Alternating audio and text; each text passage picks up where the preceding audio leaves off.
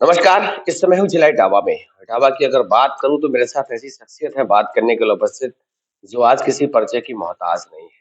एक छोटे से गाँव से एक गरीब परिवार से निकलकर देश की सेवा करी। प्रशासनिक सेवा में रहे, प्रशासनिक सेवा के माध्यम से जनता की सेवा करी। जनता की सेवा करी अपने सेवानिवृत्त होने के बाद दूसरी पारी की शुरुआत करने जा रहे हैं। पुलिस प्रशासन में रहे हरीश कुमार जी हमारे साथ बात करने के लिए उपस्थित हैं। बात करने को जानने का प्रयास करता हूँ, चूँकि विचारधारा बदली है, दूसरी पारी की शुरुआत हुई है, राजनीति में कदम रखा है। बात करने को और जानने का प्रयास करता हूँ कि भारतीय जनता पार्टी से आने वाले 2024 के लोकसभा चुनाव में प्रत्याशी भावी उम्मीदवार हैं। किस तरीके से तैयारियाँ चल रही हैं? किस मुद्दे पर चुनाव होने वाला है? बहुत सारे मुद्दों के साथ हमारे साथ बात करने के लिए उपस्थित हैं। सर, सबसे पहले तो आपका स्वागत है। जी, बहुत-बहुत शुक्रिया, धन्यवाद आपको एक प्लेटफ़ॉर्म उपलब्ध कराने के लिए।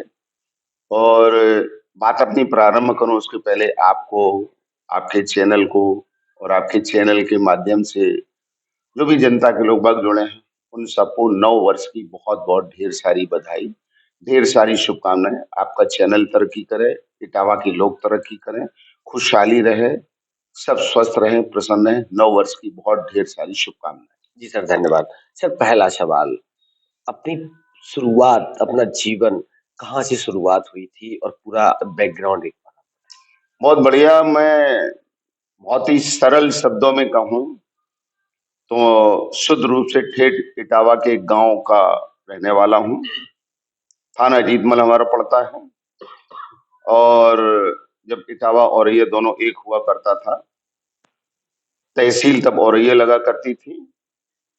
अटसू एक छोटा-सा कस्बा पड़ता है, उसके बाद छोटा-सा गाँव है, जानिस नगर, वहाँ का रहने वाला हूँ। और जानिस नगर के पास कस्बा अटसू पड़ता है, वहीं से कक्षा 8 तक उच्चतर माध्यमिक विद्यालय अटसू से अपनी परीक्षा पास किया और जनता इंटर कॉलेज अजीतमल से कक्षा 9 से लेके 12 तक पढ़ा और उसके बाद जनता डिग्री कॉलेज अजीतमल पढ़ा, जनता महाविद्यालय अजीतमल। वहाँ से मैंने स्नातक अपना ग्रेजुएशन कंप्लीट किया और स्नातक कंप्लीट करने के बाद में कानपुर के क्राइसिस कॉलेज से एमए पॉलिटिकल साइंस से पास किया और इस नौकरी में आने से पहले 5 साल तक भारतीय रिजर्व बैंक में सेवाएं दी अपनी, सिक्का नोट परीक्षक के तौर पर वहां हुआ। रिजर्व बैंक का बड़ा अच्छा माहौल हुआ करता था, एयर कंडीशन पूरी बिल्डिंग हुआ करती थी। एक दो बजे तक काम खत्म हो जाता था, जो भी हमारा काम होता था नोटों को गिनने का। कंपटीशन की तैयारी का अच्छा माहौल था, खूब बढ़िया अच्छे ढंग से तैयारी करने का मौका मिलता था और सब लोग जो कंपटीशन की तैयारी करते थे, वो सब बैठ करके अपनी तैयारी किया करते थे। और आपको ये भी जान के हैरानी होगी कि रिजर्व बैंक एक पहला ऐसा संस्थान था जहां ग्रेजुएट फर्स्ट क्लास सिर्फ अप्लाई करने के लिए एलिजिबल हुआ करता था। यानी रिजर्व बैंक में नौकरी के लिए आपकी पात्रता ग्रेजुएट फर्स्ट क्लास होना मस्ट होना। तो इतने टैलेंटेड बच्चे वहां आते थे। वहीं से फिर एग्जाम दिया तो पहला प्रयास में मेरा असिस्टेंट लेबर कमिश्नर में हुआ। मैं 2 साल कानपुर में असिस्टेंट लेबर कमिश्नर रहा और पूरे प्रदेश का सबसे youngest deputy registrar of trade union रहा और 86 के बैच में हमारे पीपीएस में सिलेक्शन हुआ और फिर उसके बाद में आपके यूपी भर में नौकरी किया और ज्यादातर हमारी नौकरी पुलिस विभाग की लखनऊ और कानपुर में रही। 4 साल में लगातार पुलिस अधीक्षक नगर पूर्वी रहा, एसपी पश्चिमी रहा। 3.5 साल तक मैंने एसटीएफ में अपनी सेवाएं दी और उसके बाद में 2004 बैच में हमारा आईपीएस में प्रमोशन हुआ और डीआईजी के पद से police training school DIG Gorakhpur के पद से हमारा पहली पारी समाप्त हुई।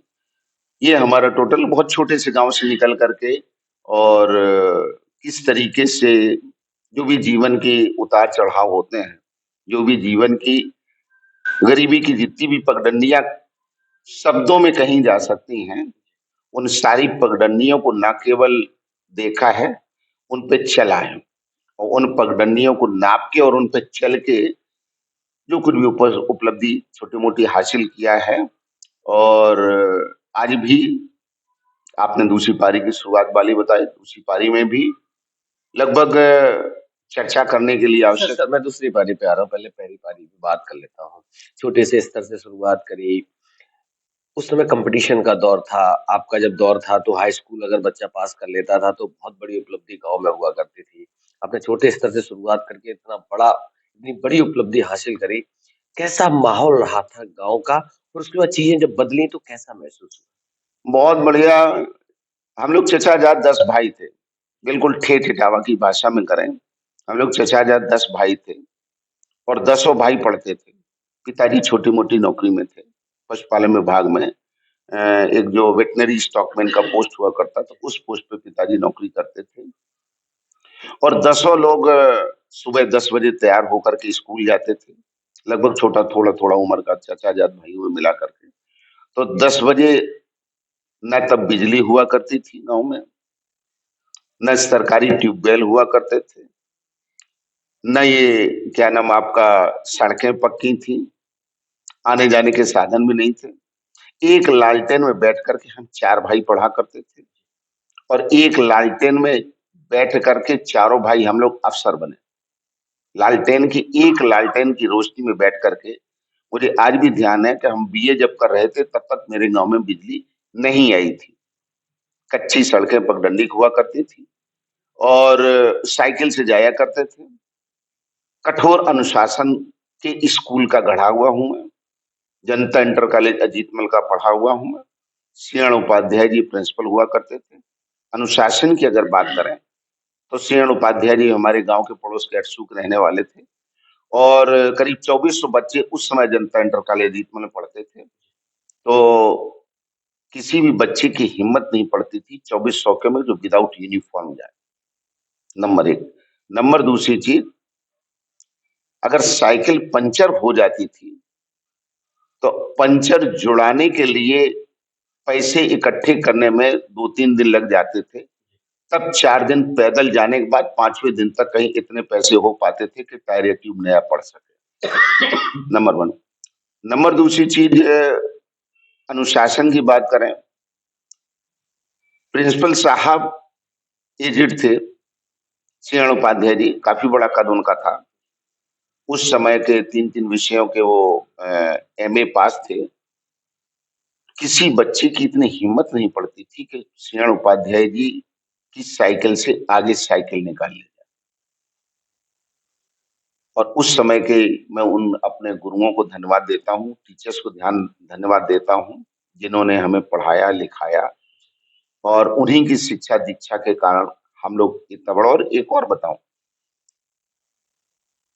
सीएन उपाध्याय जी 4 या 3 या 4 विषय के एमए हुआ करते थे। जो अनुशासन की बात करें, कई-कई बार होता था कि क्लास में टीचर नहीं आया, तो उपाध्याय जी का अगर दौरा लगा, अगर किसी क्लास में बच्चे देखे कि कोई नहीं पढ़ा रहा, मास्टर नहीं आए, तो प्रिंसिपल साहब उस क्लास में अंदर चले जाते थे। पूछते थे बच्चों से क्या पढ़ाया जा रहा था अगले दिन? बच्चे ने पढ़ाया कि कक्षा 9 का है, 10 का है, जिस क्लास का हुआ। साहब ब्रह्मादीन पाल पढ़ाते थे। क्या पढ़ाते थे? बोले साहब अंग्रेजी पढ़ाते थे। कौन लास्ट लेसन था? बोले ये लेसन था। इस लेसन में कहाँ तक पढ़ाए थे? बोले साहब यहाँ तक पढ़ाए थे।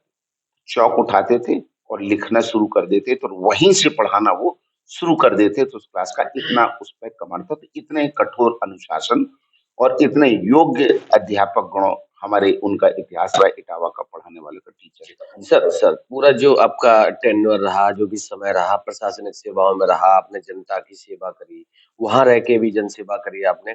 ऐसा कोई वाकया जो पूरे कार्यकाल के दौरान याद हो, जो भावुक करने वाला बेहतरीन। देखिए यूं तो पुलिस की नौकरी में मैं 2.5 साल 3.5 साल तक एसटीएफ में रहा। लगभग 7-8 डीजीपी के द्वारा प्रशस्ति पत्र मिला। राष्ट्रपति का दीर्घ सराहनीय सेवा का मेडल हमें मिला।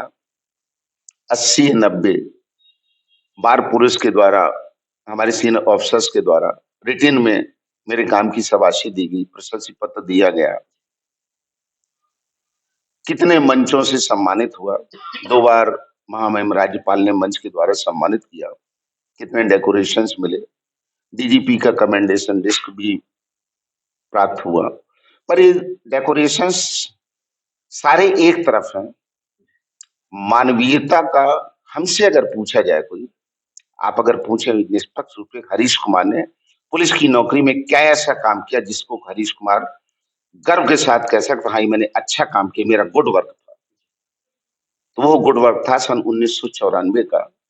मैं सीओ स्वरूप नगर कानपुर में पोस्ट था। उसके आगे सारे डेकोरेशन फेल हैं। उसके आगे सारे मेडल फीके पड़ते दिखाई देते हैं। 94-95 की बात रही। मैं सीओ स्वरूप नगर था। हैलेट हॉस्पिटल मेरे दफ्तर के जस्ट सामने हुआ करता। और उस समय शायद सबसे बड़ी लू चली थी और इतनी भयंकर लू चली थी कि टेम्परेचर शायद 49-50 के ऊपर जा। आदमी आता था, रिक्शे से उतरता था, उतर करके थोड़ी देर चक्कर जैसे आए, गिरा और वहीं उसकी डेथ हो गई। हैलेट हॉस्पिटल में सामने था और मेरे दफ्तर से 100 गज के आगे चल के मोती झील के कॉर्नर पे मोर्चरी हुआ करती थी। ऑल देवर अनटेस्टेड बॉडी। अब उस समय आजकल के जमाने जैसा मोबाइल फोन नहीं हुआ करता, ना आजकल जैसा आधार कार्ड हुआ करता था कि हर एक के पास में आधार कार्ड, गरीब हो अमीर हो सबके पास रहता। कोई है कोई नहीं है, किसी के पास कोई कागज है पहचान का नहीं है। वो बेचारे किसी के बाप थे, किसी के माँ, किसी का बेटा था, किसी का भाई था, कोई था क्या थे, किसी के पास कोई पहचान का नहीं मिला। तो डेड बॉडी क्या कहलाती? अनट्रेस्ड डेड बॉडी, जिनको कोई शिनाख्त नहीं हो पाई। और दिन पे दिन डेली 8-10 अनट्रेस्ड डेड बॉडी की संख्या बढ़ती जाएगी। अनट्रेस्ड डेड बॉडी का एक सर्टेन पुलिस में प्रक्रिया होती है। भाई अगर कोई उसका वारिसान है तो आके अपना डेड बॉडी पुलिस में रिकवर करेगा, पोस्टमार्टम के बाद में अपना अंतिम संस्कार अपने धर्म के हिसाब से करेगा। अगर नहीं है कोई अंडर तो फिर पुलिस की लायबिलिटी बनती है कि उसका अंतिम संस्कार उसके मजहब के हिसाब से करे और उसके लिए बाकायदा एक फंड भी आता है। जब वहां पे डेली 8-10 अनट्रेस्ड डेड बॉडी आने लगी तब उनका लेने वाले नहीं कोई। यहां तक होने लगा कि डेड बॉडी का अंबार लगने लगा। 25-30 डेड बॉडी इकट्ठी हुई, डेड बॉडी सड़ने लगी, वहां से निकलने पे बदबू आने लगी। डीएम अभी मुझे ध्यान है, दिनेश सिंह साहब डीएम हुआ करते थे, तो उन्होंने बुला करके हमसे कहा कि हरीश, एक तुम्हें जिम्मेदारी का काम सौंप रहा हूं, कठिन काम है और ये पुण्य का भी काम है। कठिन काम है और पुण्य का भी काम है। करीब 28-30 डेड बॉडी वहां पे पड़ी हैं और डॉक्टर लोग वहां के हेड के बता रहे हैं कि अब वहां पोस्टमार्टम करना बड़ा मुश्किल है, खड़े होना बड़ा मुश्किल हो पा रहा है और सब अनट्रेस्ड डेड बॉडी। मैं चाहता हूं कि बिल्कुल उनका विधि विधान के हिसाब से, जिस रीतो रिवाज के हिसाब से जिसका अंतिम संस्कार होता हो, ये जिम्मेदारी तो मैं सौंप रहा हूँ, वो होता काम तुम करेंगे। मैंने कहा ठीक सर। मैंने सैल्यूट किया और मैं आया और बोले इसमें जितना भी खर्चा सरकारी आएगा उस सरकारी पैसा हम तुम्हें उपलब्ध कराएंगे। डीएम का आदेश था, मैंने पालन किया और मैंने पूरी अपनी टीम को इकट्ठा किया। डेड बॉडी को कोई छू नहीं पाता, छूने से तो जमादार जो पोस्टमार्टम कराते हैं, पोस्टमार्टम कराते हैं, वो तक एक तरीके से उल्टी करने लगे थे। ये स्थिति हो गई थी। मैंने वो जिम्मा लिया और मैंने 28 की या 30 जो कुछ एग्जैक्ट संख्या, बट अच्छी खासी तादाद थी, 2 दर्जन से ज्यादा। उनको बाकायदा पूरी अपनी टीम इकट्ठी की, अपनी टीम को मोटिवेट किया। ये पुण्य का काम है, किसी का भाई है, किसी का कोई है, किसी कोई सगा नहीं। यहाँ हम उसके बाप हैं, हम उसके भाई हैं, हम उसके जो कुछ है सब कुछ आप सब लोग हैं और हम सबको मिल करके उनके परिवार के तरीके से उनका अंतिम संस्कार करना है। और हमने बिल्कुल उनको ससम्मान गाड़ियों में ले जा करके गंगा के किनारे और बिल्कुल विधि विधान के पंडित को बुला करके, जो कुछ वहां पे अंतिम क्रियाक्रम के दौरान जो मंत्रोच्चारण किए जाते हैं, उन सब के साथ में बहुत विधि विधान से उनका अंतिम संस्कार किया। और उसके बाद जो हमारी पूरी पुलिस की टीम को जो आत्मसंतुष्टि मिली, मैं अपने जीवन का सबसे बड़ा वो पुलिस का गुड वर्क मानता हूँ, वो मानवता का कृत्य मानता हूँ। मैं तमाम लोगों को पूछते हैं कि मैंने ये किया, वो किया, ये मुठभेड़ वो मुठभेड़ ना, पुलिस अधिकारी वही है जिसके भीतर दिल धड़कता हो, जिसके भीतर मानवता का बोध हो। सर, हिंदू रीत इतना बड़ा पुण्य का काम करा आपने, हिंदू रीति रिवाज के साथ, सनातन धर्म के साथ, मंत्रों के साथ, उसी लाइन में आके आपने उसी विचारधारा की पार्टी के साथ दूसरी पारी की शुरुआत करी। क्या जहन में रहा? देखिएगा, 2 बातें हैं। बच्चा जन्म लेता है, सोहर गाए जाते हैं। आप भी पैदा हुए होंगे घर पे, तो सोहर गीत गाए होंगे। तो सोहर गीत में क्या गाया जाता है? अयोध्या आता है शब्द, कौशल्या शब्द आता है, राम शब्द आता है। चाहे कोई सोहर गीत उठा के ले, चाहे पूरब को, चाहे पश्चिम को, चाहे बंगाल को, चाहे केरला को, चाहे जहां का हो, पर बच्चे के जन्म के समय में किसका स्मरण आया? भगवान श्री राम का जिक्र आया। फिर बच्चा थोड़ा बड़ा हो गया, शादी ब्याह हुई। शादी ब्याह हुई तो जो पूड़ी बेलने वाली औरतें गाना गाती हैं, उनमें भी लोकगीत ही गाए जाते हैं। उन लोक गीतों का केंद्र क्या रहता है? सरजू किनारे रामा ठाणे दोनों भाई, राम हंसे लक्ष्मण मुस्कुराने। वहां भी पैदा हुए तो राम, शादी ब्याह का लोकगीत गया प्रोग्राम, और फिर चलते चलते जब अंतिम यात्रा निकलती तब भी क्या कहते हैं? राम नाम सत्य। राम नाम सत्य है। तो आरंभ से लेके अंत तक जो हमारे जीवन से जुड़ा है, जो हमारी संस्कृति से जुड़ा है, और सुबह शाम उठ के यार दोस्त में कोई कोई भी हो, राम राम चाहे राम राम। चाहे जिस जाति का हो, चाहे जिसका हो, चाहे जो कुछ हो, सब कुछ सुबह सुबह क्या होता है? मिलते उठते बैठते, जय राम जी की, राम राम कक्का, और सब ठीक ठाक, बढ़िया, सब ठीक। तो उनके भावनाओं को ध्यान में रखते हुए, पूरी राष्ट्र की भावनाओं को ध्यान में रखते हुए राम मंदिर का निर्माण इतना लंबा समय हुआ, इतना संघर्ष का गुजरा, वो भी भारतीय जनता पार्टी के कार्यकाल में गुजरा। नंबर 1 चीज। नंबर 2 चीज, यही इटावा डिस्ट्रिक्ट है। मैं तो कक्षा शायद 7 या 8 में पढ़ता होऊंगा, 71 की बात है। पता नहीं आपका जन्म कब हुआ, नहीं मैं कह सकता, पर यही इटावा जिले में मैंने देखा था करके एक फिल्म आई थी, रोटी कपड़ा और मकान। मनोज कुमार साहब की फिल्म हुआ करती थी, रोटी कपड़ा और मकान। यही इटावा की कोई टाकीज का ध्यान नहीं आ रहा हमको, शायद दीप टाकीज हुआ करती थी सबसे पहले। दीप टाकीज में रोटी कपड़ा मकान कब देखी थी? सन 71 में। कितने साल आज हम कौन से ईयर में है? 2023 में। 2000 कितने साल गुजर गए? लगभग 40 साल। 40 साल। यानी 40 साल पहले की जो समस्या थी, सामाजिक समस्या रही होगी रोटी कपड़ा मकान की, वही के ऊपर तो फिल्म बनाई होगी ना। वो समस्या 40 साल बाद हल नहीं हो पाई। हल कब हुई आकर के? इनके जमाने में। हम और आप इटावा के रहने वाले, आप भी इटावा के रहने वाले। एक इटावा में बेसिक देसी कहावत, अंधा तब पतियाए जब आंख अंधेर फैलाए। मैं ठेठ गांव का रहने वाला हूँ, ठेठ गांव का रहने वाला हूँ। हमारे गांव में जब मैं पढ़ता था कक्षा 8 में, तो एक घर पक्का हुआ करता था, एक घर पक्का हुआ करता था, पूरा गांव कच्चा था। आज मेरे गांव का पूरा पूरा एक एक घर पक्का है, और उन आदमियों का पक्का घर है जो बेचारे एक पक्की ईंट खरीदने की जिनकी हैसियत नहीं थी, एक कूण जमीन नहीं थी। कूण तो जानते होंगे ना?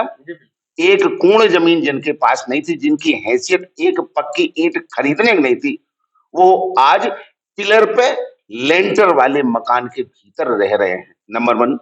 नंबर 2 चीज, हम लोग तो सरकारी कर्मचारी हैं, आप भी प्रेस मीडिया से हैं, महीने में आपको भी तनख्वाह मिल जाती होगी। हमने सरकारी नौकरी करी तो हमें तनख्वाह मिली, अब रिटायर हो गए तो पेंशन मेरे खाते में पहले, आंधी आए, तूफान आए, बाढ़ आए, भूकंप आए, 1 तारीख आएगी तो पेंशन, 1 तारीख आएगी तो पेंशन या कुछ ना कुछ पैसा अपने खाते में, आपके में भी आ जाता होगा, आपके में भी आ जाता होगा। पर किसान का क्या? उसके पास तो मैं वही आ रहा, तो मैं वही आ रहा। मैं भारतीय जनता पार्टी ने अगर आपको मौका दिया लोकसभा इटावा से, जनता ने आशीर्वाद दिया, फिर बात कर लेता हूँ किसानों, नौजवानों, बेरोजगारों, महिलाओं के लिए क्या करें? इटावा हमारा आलू प्रोडक्शन का बड़ा भारी केंद्र है। मैं किसी का आलोचना नहीं कर रहा हूं, और मैं एक सवाल पूछता हूं जरूर आज आपसे।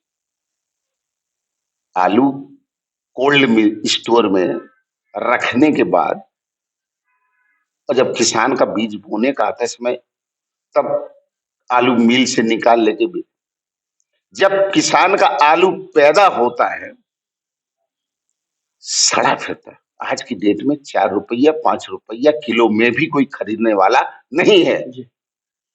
आलू का चिप्स कितने का बिकता है? एक पैकेट चिप्स कितने ग्राम का होता है?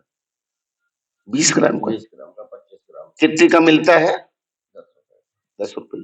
यानी 10 ग्राम चिप्स 10 रुपया का। और किसान इटावा के आलू 5 रुपया किलो मारा फिर, वो भी खरीदने वाला कोई नहीं। किसी नेता ने ये नहीं सोचा कि यहाँ पे आलू बनाने की, चिप्स, सारा आज ये दुनिया का भोजन पेट भरता है आलू से। चाहे अमेरिका हो, चाहे कनाडा हो, चाहे जापान हो, चाहे कोरिया हो, चाहे थाईलैंड हो, चाहे जो भी हो, बट सारी फैक्ट्रीज बनता, चिप्स आलू का बने, फिंगर चिप्स आलू का बने, आलू का सब्जी टोटल पूरा जितना है नाश्ता जितने मोटे मोटे, बट क्या कोई भी आलू से रिलेटेड एक भी फैक्ट्री इटावा में डाली गई?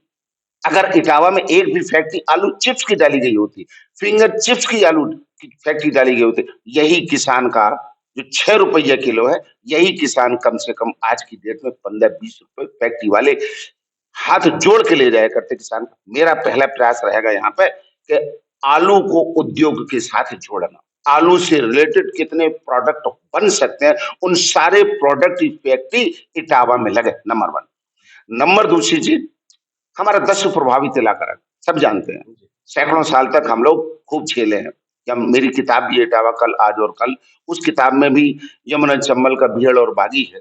कोई भी फिल्म नहीं रही होगी जिस फिल्म के डायरेक्टर ने इटावा के यमुना चंबल का भीड़ में खाक न छानी और यहाँ की ठेठ इटावा की गालियां न सीखी हो, यहाँ के डायरेक्टर ने, यहाँ के एक्टर ने आकर के।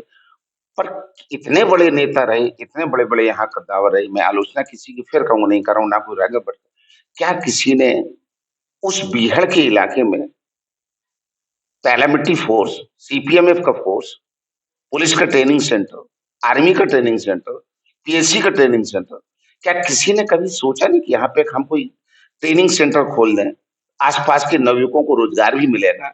और बीहड़ का जैसा इलाका यमुना चंबल से बढ़िया सुटेबल ट्रेनिंग सेंटर के लिए कोई जगह हो भी नहीं सकती है। दूसरा मेरा टारगेट रहेगा कि अगर मुझे जनता का आशीर्वाद मिला और अगर पार्टी ने आशीर्वाद, जनता का आशीर्वाद मिला, my priority will be to establish a training center in the Bihar इलाका of यमुना चंबल। नंबर दूसरी चीज, नंबर तीसरी चीज, बड़े पैमाने पे 64,000 के लगभग में वैकेंसी निकली है अभी सिपाही आने की। मैं मोटिवेशन क्लास के माध्यम से जितनी भी हमारे डिग्री कल हर कॉलेज में जाकर के मोटिवेट क्लास दे रहा हूँ, हर को बताने का कोशिश कर रहा हूं कि भैया इससे पारदर्शी और इससे बढ़िया मौका तुम्हें कभी भी नहीं मिलेगा। हर लगे ना फटकरी और रंग चोखा हो, एक पैसा आपका खर्च नहीं होगा। भैया 5 किलोमीटर दौड़ ले, 64,000 वैकेंसी बहुत होती है और हमारे इटावा वालों की खूब कदकाठी लंबी चौड़ी होती है, ठीक ठाक होती है। थोड़ा दौड़ ले, थोड़ा पढ़ ले और पुलिस में भर्ती हो जाए। क्या सर आपको नहीं लगता कि जो पुलिस की भर्ती का आपने नाम लिया, बहुत लंबे अंतराल के बाद, लगभग 5 साल का समय निकल गया, उसके बाद युवाओं को चुनाव के समय एक लॉलीपॉप दे दिया गया है। क्या उम्मीद करें, या तो पेपर लीक करा दिया जाएगा या फिर भर्ती कोर्ट में चली जाएगी, क्योंकि आप तो प्रशासन में रहे? देखिएगा, यहाँ मैं प्रश्न आपके उत्तर का दे रहा हूं। मैं पीसीएस अधिकारी रहा हूं। स्टेट पब्लिक सर्विस कमीशन की वैकेंसी आने के बाद 3-3 साल बाद तक बच्चों को अपॉइंटमेंट लेटर नहीं मिल पाते। 3-3 साल। 86 का बैच का बच्चा 91 में ट्रेनिंग करने जाता था।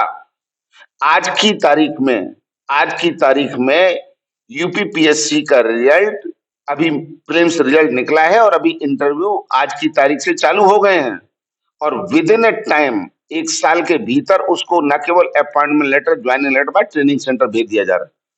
नंबर 1। नंबर दूसरी चीज, जितनी भर्ती इस सरकार के दौरान में पुलिस की कांस्टेबलरी की हुई, उसके पहले पारदर्शी भर्ती नहीं हुई। भर्ती हम भी पुलिस विभाग के रहे हैं, हमने भी कहीं ट्रेनिंग सेंटर बच्चों को ज्वाइन कराया है।